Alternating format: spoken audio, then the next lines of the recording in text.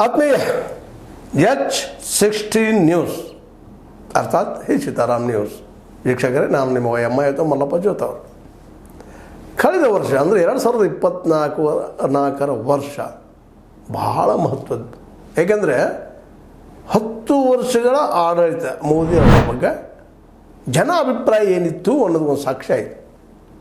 ತಪ್ಪು ಮಾಡಿದ್ರೆ ಸರಿ ಮಾಡಿದರೆ 10 ವರ್ಷಗಳಲ್ಲಿ ನಮ್ಮ ಮೋದಿಜಿಯವರು ಅನ್ನುವಂಥದ್ದು ನಾವು ಸಹ ಸಾಕಷ್ಟು ಚರ್ಚೆಗಳನ್ನು ಮಾಡಿದ್ದೀವಿ ಲಾಸ್ಟ್ ಇಯರ್ದಲ್ಲಿ. ಅದಕ್ಕೆಲ್ಲ ಉತ್ತರ ಸಿಕ್ಕಿದ್ದು ಲೋಕಸಭಾ ಚುನಾವಣೆಯಲ್ಲಿ. ಯಾಕಂದರೆ ಆರಂಭ ಮಾಡಿದ್ದು ಅಭಿವೃದ್ಧಿ, ಉದ್ಯೋಗ ಸೃಷ್ಟಿ, ಪ್ರತಿ ವರ್ಷ 2 ಕೋಟಿ ಉದ್ಯೋಗಗಳು, 15 ಲಕ್ಷ ಬಡವರಿಗೆ ಅಂತ ಹೇಳಿದಾಗ ಜನ ವಿಶ್ವಾಸಕ್ಕೆ ಬಿದ್ದ ಕಾಂಗ್ರೆಸ್ನ ಕಿತ್ತಾಕೆ ಮೋದಿಜಿಯವರಿಗೆ ಆ್ಯಬ್ಸಲ್ಯೂಟ್ ಮೆಜಾರಿಟಿ ಕೊಟ್ಟು ಮಾಡ್ರಪ್ಪ ಅಂತ ಕೊಟ್ಟರು. ನಂತರ ನಡೆದೆಲ್ಲ ನೋಡಿದರೆ 10 ವರ್ಷಗಳು ಮಾಡಿದ್ದೇನಪ್ಪ ಅಂದರೆ ಅಭಿವೃದ್ಧಿ ಅಂತ ಹೇಳ್ತಾ ಇದ್ದಾರಲ್ಲ, ಸಾಕಷ್ಟು ಯೋಜನೆಗಳು ಘೋಷಣೆ ಮಾಡಿದರು, ಎಲ್ಲ ಮಾಡಿದರು. ಆ ದುಡ್ಡಿನಲ್ಲೇ ಒಂದು 40-50% ಬೇಡ 60% ಎಲ್ಲ ಅವರು ಅಡ್ವರ್ಟೈಸ್ಗಳಿಗೆ ಹೋದ್ರು ವಿನಃ ಬಡವ್ರಿಗೆ ಹೋಗಲಿಲ್ಲ. ಆದಿದ್ದು ಒಂದು ಏನಪ್ಪ ಅಂದ್ರೆ 5 ಕಿಲೋ ಅಕ್ಕಿ ರೈತಗೆ 4 ತಿಂಗಳಿಗೆ 2,000 ರೂಪಾಯಿ, ವರ್ಷಕ್ಕೆ 6,000 ರೂಪಾಯಿ. ಉಳಿದೆಲ್ಲ ಹೇಳಿಕೆಗಳೇ ಹೇಳಿಕೆಗಳು. ಗಂಗಾ ಸ್ವಚ್ಛ ಆಗಲಿಲ್ಲ 10 ವರ್ಷಗಳಲ್ಲೇ. ಅದರ ಜೊತೆಗೆ ಅನೇಕ ಉದ್ಯಮಿಗಳು ಮೇಲೆ ಹೇಳಲಿಲ್ಲ. ಒಂದೇ ಒಂದು PSU ಸಾರ್ವಜನಿಕ ರಂಗದ ಉದ್ಯಮಿ ಹೇಳಲಿಲ್ಲ, ಕಟ್ಟಲಿಲ್ಲ, ಎಲ್ಲನೂ ಮಾರ್ಕೊಂಡ್ಬಿಟ್ರು. 32 PSUಗಳನ್ನು ಮಾರ್ಕೊಂಡ್ಬಿಟ್ರು ಪ್ರೈವೇಟ್ದವ್ರಿಗೆ. ಅದೇ ಕಾಲಕ್ಕೆ ಓಪನ್ ಮಾರ್ಕೆಟದಲ್ಲೇ ಕಾರ್ಪೊರೇಟ್ಗಳ ದಬ್ದಬ ಹೆಚ್ಚಾಯಿತು. ಕಳೆದ 10 ವರ್ಷಗಳಲ್ಲಿ ಹೆಚ್ಚು ಕಡಿಮೆ 27 ಲಕ್ಷ ಕೋಟಿ ರೂಪಾಯಿ ರಿಟರ್ನ್ ಅಪ್ ಮಾಡಿದ್ರು ಅಥವಾ ಸಾಲ ಮಾಡಿಬಿಟ್ರು. ಮನಮೋಹನ್ ಸಿಂಗ್ ಬಿಟ್ಟು ಹೋಗೋ ಮುಂದೆ 9 ಲಕ್ಷ ಕೋಟಿ ರೂಪಾಯಿ ಸಾಲ ಇದ್ದಿದ್ದು ಇವರು 10 ವರ್ಷದಲ್ಲ ಅದು 27 ಲಕ್ಷ ಕೋಟಿಗೆ ಹೋಯಿತು. GDP ಮತ್ತು ಲೋನ್ 2 ಸಮ ಬಂದು ನಿಂತು. ಇವೆಲ್ಲ ಅಭಿವೃದ್ಧಿ. ಅದ್ರ ಜೊತೆ ಕೊನೆಗೆ ಬಂದಾಗ ಹಿಂದುತ್ವದ ಮೇಲೆ ಇವರು ಕಾರ್ಡ್ ಆಡಲಿಕ್ಕೆ ಇದ್ದರು. 2019 ಶುರು ಆದ ಹಿಂದುತ್ವ ಕಾರ್ಡ ಅದು ಮುಗಿಲು ಮುಡಿತು. 2024ರಲ್ಲಿ ಅಯೋಧ್ಯ ಗುಡಿಯನ್ನು ಕಟ್ಟುವುದ್ರ ರಾಮ ಮಂದಿರ ರಚನೆ ಮಾಡುವಲ್ಲಿ ಅದು ಪರಿಸಮಾಪ್ತಿ ಆಯಿತು. 370 ರದ್ದಾಯಿತು. ಭಾಳ ಸಂತೋಷ. ಅದು ಏನಾಯಿತು, ಇದರಿಂದ ಡೆವಲಪ್ಮೆಂಟ್ ಆಯಿತಾ ಅನ್ನುವಂಥದ್ದು ಅದಕ್ಕೆ ಉತ್ತರ ಬೇಕಾಗಿತ್ತು. ಕಾಂಗ್ರೆಸ್ ಅಂತೆ ಮನ್ನಾಗಿ ಹೋಗಿಬಿಟ್ಟಿತ್ತು ಕಳೆದ 10 ವರ್ಷಗಳಲ್ಲೇ. ಜನನೂ ಇವತ್ತೇನಪ್ಪ ಅಂದ್ರೆ ಈ ನಿರುದ್ಯೋಗದಿಂದ, ಈ ಬಡತನದಿಂದ, ಈ ಹಿಂದುತ್ವದ ಒಂದು ದಾಳಿಯಿಂದ, ಮಾಬ್ ಲಿಂಚಿಂಗ್ ಆಗಿರ್ಬೋದು, ಬುಲ್ಡೋಜರ್ ಆಗಿರ್ಬೋದು, ಮತ್ತೊಂದು ಆಗಿರ್ಬೋದು, ಜನ ಇದನ್ನೇ ನೋಡ್ಬೇಕಾಗಿತ್ತು ವಿನಃ ಅಭಿವೃದ್ಧಿ ಅನ್ನೋದು ಹೆಸರು ಅಷ್ಟೇ. ಅದರಲ್ಲೂ ಕೋವಿಡ್ ಬಂದಂತೂ ನಮ್ಮ ಪರಿಸ್ಥಿತಿ ಭಯಂಕರ ಭೀಕರ ಹೋಗ್ಬಿಟ್ಟಿದೆ. ಆ ಸಂದರ್ಭದಲ್ಲಿ ನಾವು ಏನು ಕೆಲಸ ಮಾಡಿದ್ವಿ ಹಾಗೆ ಹೇಳ್ಕೊಂಡಿದ್ರು. BJPಗರಂತೆ ಪ್ರಚಾರದಲ್ಲಿ ಅವರಷ್ಟೇ ಮೀರಿಸೋರು ಯಾರಿಲ್ಲ. ಲಾಸ್ಟ್ ಇಯರ್ದಲ್ಲಿ ಅದಕ್ಕೆಲ್ಲ ಉತ್ತರ ಸಿಕ್ತು 2024ರಲ್ಲಿ. ಏನಪ್ಪ ಅಂದ್ರೆ ಅವರೆಲ್ಲ ಭರವಸೆ ಇತ್ತು. ಹಿಂದೊಮ್ಮೆ ನಮ್ಮ ವಾಜಪೇಯಿ ಅವರಿದ್ದಾಗ ಶೈನಿಂಗ್ ಇಂಡಿಯಾ ಅಂತ ಹೇಳಿದರು. ಆ ಸಂದರ್ಭದಲ್ಲಿ ನಮ್ಮ ಜನ ಆಯ್ಕೆ ಮಾಡ್ತಾರೆ ಅನ್ನೋಂಥ ಒಂದು ಭ್ರಮೆ ಇತ್ತು. ಅಂಥ ಭ್ರಮೆನೂ ಇವತ್ತು ಇತ್ತು. 2024ರಲ್ಲಿ ಇಡೀ ಚುನಾವಣೆ ನಡೀತು.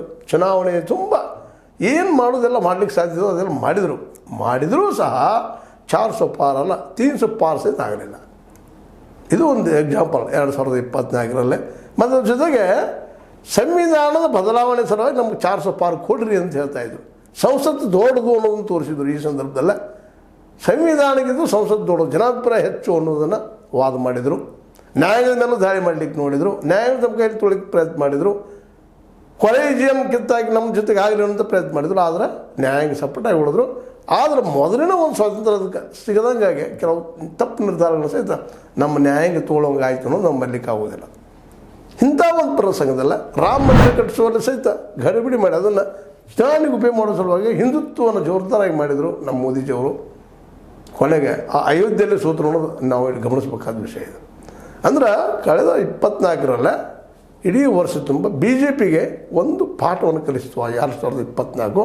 ಅದೇ ಕಾಲಕ್ಕೆ ಕಾಂಗ್ರೆಸ್ಸಿಗೂ ಸಹಿತ ಒಂದು ಹೊಸ ವ್ಯಕ್ತಿತ್ವ ತಂದು ಕೊಟ್ಟಿತ್ತು ಅನ್ನೋದು ನಾವು ಮರಿದೇ ಹೇಳಬೇಕಾಗಿದೆ. ಇವತ್ತು ಇಡೀ ದೇಶ ತುಂಬ ಪಾದಯಾತ್ರೆ ಮೂಲಕ ರಾಹುಲ್ ಗಾಂಧಿ ನಾಯಕರಾಗಿ ಬೆಳೆದು ನಿಂತರು. ಕನ್ಯಾಕುಮಾರಿಯಿಂದ ಶ್ರೀನಗರದವರೆಗೆ ಹೋಗೋದು ಸಾಮಾನ್ಯ ವಿಷಯ ಅಲ್ಲ. ಭಾಳ ಜನ ಲೇವಡಿ ಮಾಡಿದ್ರು ಅವ್ರಿಗೆ ಸಾಧ್ಯ ಇಲ್ಲ, ಇದು ಅಸಾಧ್ಯದ ಮಾತು ಅಂತೇಳಿ ಹೋಗ್ಲಿಕ್ಕೆ ಆಗೋದಿಲ್ಲ ಅಂತಿದ್ರು. ಅದು ಹೋದರು, ಮಾಡಿದರು, ಬಸ್ ಯಾತ್ರೆ ಮಾಡಿದರು. ಚುನಾವಣೆಯಲ್ಲಿ ಜನರಿಗೆ ಸಂವಿಧಾನ ಬದಲಾಗ್ತದೆ, ನಿಮ್ಮ OBC ಹಕ್ಕು ಹೋಗ್ತದೆ, SC/ST ಹಕ್ಕು ಹೋಗ್ತದೆ, ಮೀಸಲಾತಿ ಹಕ್ಕು ಹೋಗ್ತದೆ ಅಂತೇಳಿ ಜನರಿಗೆ ಮನವರಿಕೆ ಮಾಡಿಕೊಡೋ ಪ್ರಯತ್ನ ಮಾಡಿದರು. ಸಂವಿಧಾನ ಬದಲಾದ್ರೆ ಏನು? ಸಂವಿಧಾನ ಬದಲಾದ್ರೆ ಏನು ಅನೇಕ ನಮ್ಮ ಅನಂತ್ ಕುಮಾರ್ ಹೆಗಡೆ ಅವರಾಗಿರ್ಬೋದು, ಗಿರಿರಾಜ್ ಸಿಂಗ್ ಅವರಾಗಿರ್ಬೋದು, ಅನೇಕರು ರಿತಾಂಬರಿ ಸಾಧ್ವಿ ಅವರ ಬಿ ಜೆ ಪಿಯ ಅನೇಕ ಮ್ಯಾಕ್ಸಿಮಮ್ ನಾಯಕರು ಓಪನ್ ಆಗಿ ಮಾತಾಡ್ತಿದ್ರು, ಇಲ್ಲ ನಮಗೆ 400 ಕೊಡ್ರಿ ನಾವು ಬದ್ಧ ಮಾಡ್ತೀವಿ ಸಂವಿಧಾನ ಅಂತೇಳಿ. ಸಂವಿಧಾನ ದೊಡ್ಡದು ಅನ್ನೋದನ್ನು ತೋರಿಸಿಕೊಟ್ಟಂಥದ್ದು 2024ರ ಚುನಾವಣೆ. ಹೀಗಾಗಿ ಇವತ್ತು ಬಿ ಜೆ ಪಿ ಸರ್ಕಾರ ಹೆಂಗಪ್ಪ ಅಂತಂದ್ರೆ ಒಂದು ರೀತಿ ಕುಂಟ ಸರ್ಕಾರ ಆಗಿದೆ. ಇವತ್ತಿನ ನಮ್ಮ ನಿತೀಶ್ ಅವರಾಗಿರ್ಬೋದು, ನಮ್ಮ ನಾಯ್ಡು ಅವರಾಗಿರ್ಬೋದು, 2 ಕೋಲುಗಳನ್ನು ತೆಗೆದು ಬಿ ಜೆ ಪಿ ಸರ್ಕಾರ ಬಿದ್ದು ಹೋಗಿಬಿಡ್ತದೆ ಅನ್ನೋದು ಅಷ್ಟು ಸತ್ಯದ. ಮತ್ತು ಇನ್ನೊಂದು ಏನಪ್ಪ ಅಂದ್ರೆ ಪ್ರಜಾಪ್ರಭುತ್ವದ ಪ್ರಮುಖ ಅಂಗ ಅಂದರೆ ವಿರೋಧ ಪಕ್ಷ. ವಿರೋಧ ಪಕ್ಷ ಇದ್ದಂಗೆ 10 ವರ್ಷಗಳಲ್ಲೇ ಕಾಂಗ್ರೆಸ್ನಿಂದ ಪೂರ್ತಿ ತಾ ಮಾಡಿದ ಅಪರಾಧಿಯ ತಪ್ಪುಗಳಿಂದ ನೆಲಕ್ಕೆ ಮುಟ್ಟಿತ್ತು. ಆ ಪಾರ್ಟಿ ಒಂದು ಸಂಜೀವಿನಿಯಾಗಿ ಬಂದವ್ರು ಯಾರಪ್ಪ ಅಂದ್ರೆ ರಾಹುಲ್ ಗಾಂಧಿ.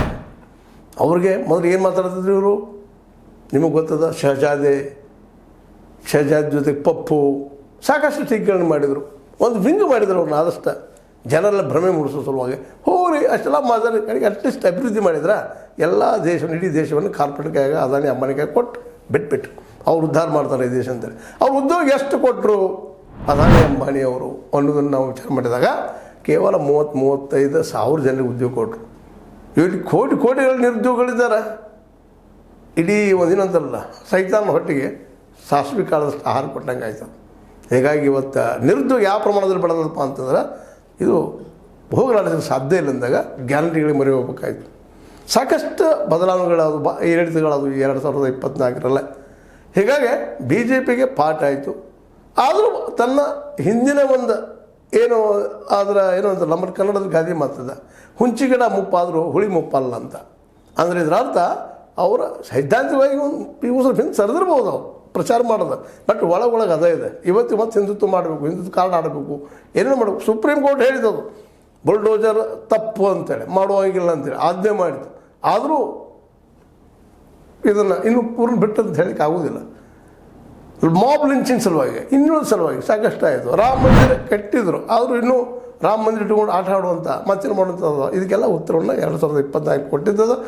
ಅದೇ ಕಾಲಕ್ಕೆ ಈ ವಿರೋಧ ಪಕ್ಷಗಳಲ್ಲಿ ಒಡಕು ಇರೋದರಿಂದಾಗಿ ನಾಯಕ ಆಗಬಾರ್ದು, ದೇಶದ ಪ್ರಧಾನಿ ಆಗಬಾರ್ದು ಅನ್ನುವಂಥ ಸಣ್ಣತನಗಳು ಇರೋದರಿಂದಾಗಿ ಇನ್ನೂ ಅವರು ಒಂದು ಹಂತಕ್ಕೆ ಬರದ ಅವ್ರು ತಮ್ಮಲ್ಲಿ ಚಿಕ್ಕಾಡ್ತಾ ಇದ್ದಾರೆ. ಆ ಮಾತು ಬೇರೆ. ಅದೇ ಸಮಯದಲ್ಲಿ ಕಾಂಗ್ರೆಸ್ ಆದರೂ ಸಹಿತ ದಿನದಿಂದ ದಿನಕ್ಕೆ ಬೆಳೀತಿರುವಂಥ ಒಂದು ಪಕ್ಷ ಬೆಳೀತಾ ಇದೆ. ಯಾಕಪ್ಪ ಅಂದ್ರೆ ರಾಹುಲ್ ಗಾಂಧಿ ಅವರು ನಿರಂತರವಾಗಿ ಒಂದು ಹೊಸ ವ್ಯಕ್ತಿತ್ವವನ್ನು ಪಡ್ಕೊಂಡು ಹಳೆ ಕಾಂಗ್ರೆಸ್ನ ಕಿತ್ತು ಹಾಕುವಂಥ ಎಲ್ಲ ಪ್ರಯತ್ನ ಮಾಡ್ತಾಯಿದ್ದಾರೆ. ಕೆಲವೊಂದಿಷ್ಟು ಹಳೆ ಜನರು ಕಿತ್ತು ಹೋಗಿದ್ದಾರೆ. ಇವತ್ತು ಬಿ ಜೆ ಪಿ ಕೆಲವೊಂದು ಮಂದಿ ಹೋದರು, ಕೆಲವೊಂದು ಮಂದಿ ಏನೋ ವಯಸ್ಸಾಗಿ ಹೋಗಿಬಿಟ್ರು. ಎಲ್ಲ ಹೀಗೆ ಇವತ್ತು ಝಳ ಆಗುವಂಥ ಹಂತಕ್ಕೆ ಬಂದದ್ದು ಇದು ಕಾಂಗ್ರೆಸ್.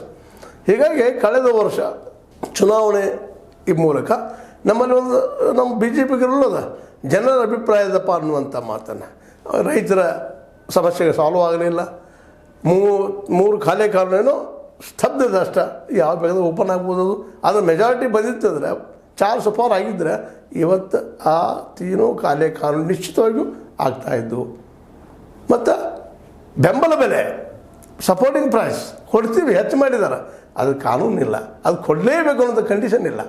ಹೀಗಾಗಿ ಇವತ್ತು ರೈತನು ಒದ್ದಾಡೋ ಸ್ಥಿತಿ, ದುಡಿಯೋರದ್ದು ಒದ್ದಾಡೋ ಸ್ಥಿತಿ. ಈ ದೇಶದ 90% ಜನ ದುಡಿಯೋ ವರ್ಗದವರು, ಉದ್ಯೋಗಗಳಿಲ್ಲ ಅನ್ನೋದು ಎಲ್ಲರಿಗೂ ಗೊತ್ತಿದ್ದ ವಿಷಯ. ಈ ಎಲ್ಲ ನೆಲೆಯಲ್ಲಿ ಇನ್ನೂ ಮಾಡಬೇಕಾದ ಕೆಲಸ ಭಾಳಷ್ಟಿದ್ದಾವೆ. ಜೊತೆಗೆ ನಮ್ಮ ಬಾರ್ಡರ್ ಡಿಸ್ಪ್ಯೂಟ್ ಇರ್ಬೋದು, ಮತ್ತೇನೋ ಇರ್ಬೋದು. ಎಲ್ಲ ಕಡೆನೂ ಚೈನಾ ಜೊತೆಗೂ ನಮ್ಮದು ಅಷ್ಟಕ್ಕಷ್ಟು ಸಂಬಂಧ ಇದ್ದರೂ ಅದ್ರ ಮೇಲೆ ಹೆಚ್ಚು ನಿರ್ಭರ ಆಗ್ತಾ ಇದ್ದೀವಿ.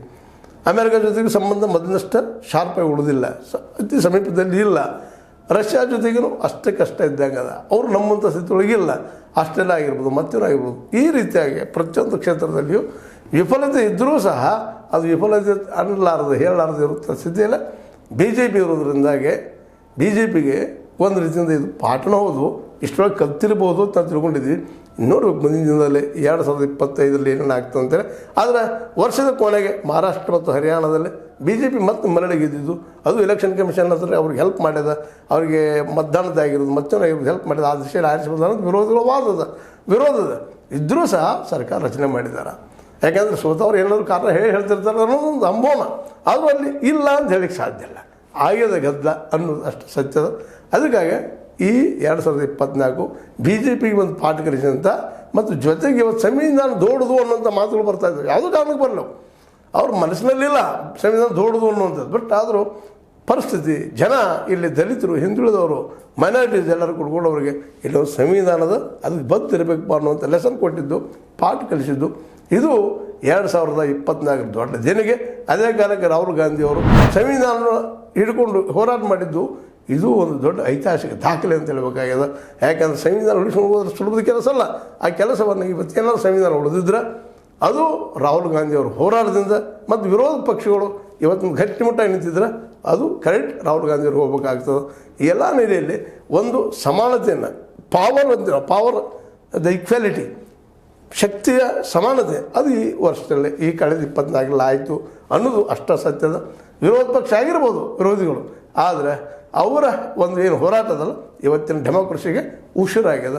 ಮುಂದಿನ ದಿನದಲ್ಲೂ ಅದಾಗಬಹುದು ಅಂತೇಳಿ ಮುಂದಿನ ದಿನಗಳಲ್ಲೂ ಆ ಹೋರಾಟ ಮುಂದುವರ್ಕೊಂಡು ಹೋಗುವಂಥ ಸಾಧ್ಯತೆಗಳಿದ್ದಾವೆ.